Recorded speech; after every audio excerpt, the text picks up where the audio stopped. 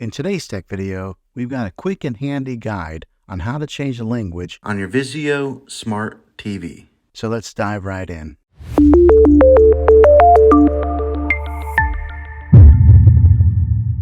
Step 1.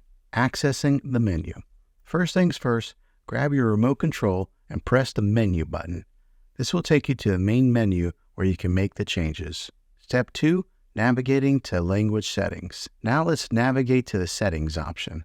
This might be under General, System, or Preferences, depending on your TV model. Step 3. Selecting language. Now look for Language or Language Settings. Once you find it, select it, and it'll reveal the available languages. Step 4.